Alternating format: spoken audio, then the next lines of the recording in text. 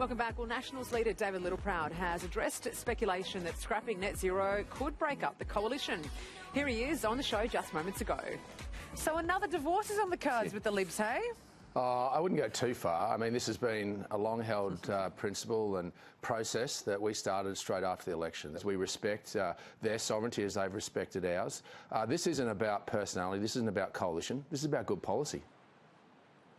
It feels a little bit like Watch This Space. Joining us to discuss today's headlines is Independent MP Monique Ryan and Nine Melbourne News presenter Alicia Loxley right here next to me. Good to see you both. Hey, Alicia. Monique, I'll start with you. This feels a little bit like deja vu. Do you think David Littleproud is being a bit optimistic here that the coalition will remain together? Look, it seems it's very revealing that David Littleproud says that a long-standing principle of the National Party is something that they've had for 6 months. These guys don't know what they're doing from one week to another. The tail is trying to wag the dog with the Nationals and the Liberal Party. Liberal Party has lost 2 elections on net zero and looks like it's just going to drive itself into an existential crisis here. It's a bit sad, really, because we do need an effective opposition, but we're not going to get that at this point in this term of government from the Nationals or from the Liberals. No, I think you're right. Effective coalition is what's important here as an opposition party. But it's interesting, Monique, that point you raised there about this being their policy for the past 6 months, because it was, in fact, Barnaby Joyce who signed up to net zero in the first place. And fair enough, it's okay to change your mind. But do you think this is some kind of ploy to get him back? They don't know what they believe. They're trying to look at, I think, polls or, win popularity contests. These are important issues, and Australians really, they know that climate change is real. They know that we need to do something about it. They're looking to political leaders for leadership. They're not getting it. And I think they're just basically driving themselves off a cliff in terms of both their electoral prospects, but also what that means for these political parties. It's a critical time for the coalition. They need to, really look to themselves and look to what their guiding principles are, if there are any at all, and get back to those. If they don't, they are headed for electoral oblivion. Alicia, is the way forward for the Libs, as Dave Sharma is suggesting, a breakup with the National Party? I mean, ideologically, they do seem so far removed from one another these days. Oh, Sarah, I think it's inevitable now that the coalition will have to go their separate ways. The quote in the paper this morning was, the one rule about being a parasite is you don't kill the host. Yes, and it feels like at the moment that's exactly what the Nationals are doing.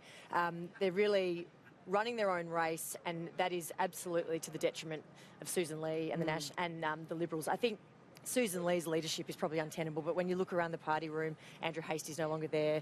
Who is stepping into that role, and who wants to step into this role with their poll numbers at a record low at this stage? So they probably have to split, but then whether they can't form government without the Nationals. So where do they go from there?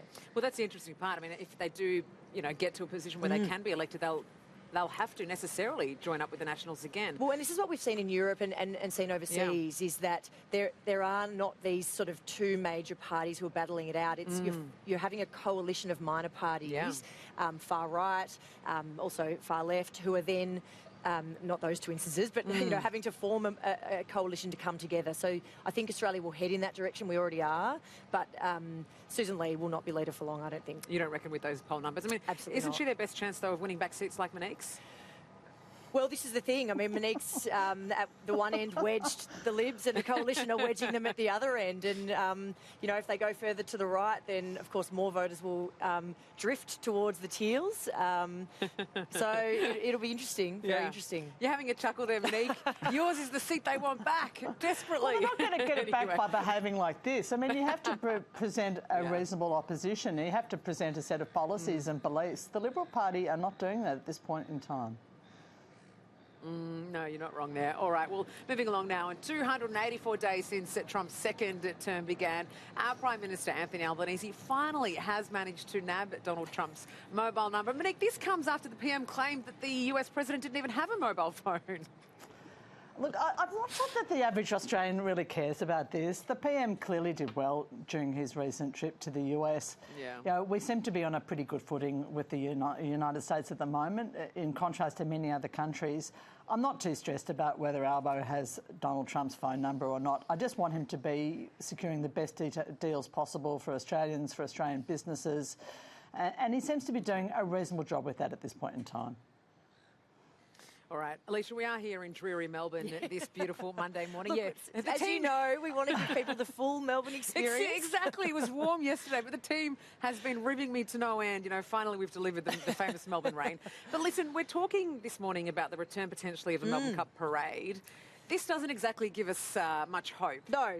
Let's just cast our minds back to Saturday where it was picture perfect Melbourne. Oh, I mean, why not? There's obviously a lot of discussion around Melbourne CBD and wanting to get people back into the city. Yeah. I think what you don't want to do is put it on and then not have people come along. Yeah, the AFL Grand Final Parade, attendance has definitely been dropping off over the years. I'm not quite sure why, but you definitely want people to come. So if you're going to put it back on, you want to make sure there's an appetite for it. I think the Cups parade around the country in the lead up to the Melbourne Cup all year has been amazing. It goes to lots of schools and really small communities. So, look, Kylie Rogers has said that the door is not shut to it, but I think it would be a great spectacle. Gay said, you know, horses are far more interesting than AFL players, so why not? So she would see it that way, wouldn't she? Exactly. Alicia, we'll see you at Cup Day tomorrow. See you there. Thanks for Sarah. popping in today. And Monique, good to talk to you as well. Your 7am news is just moments.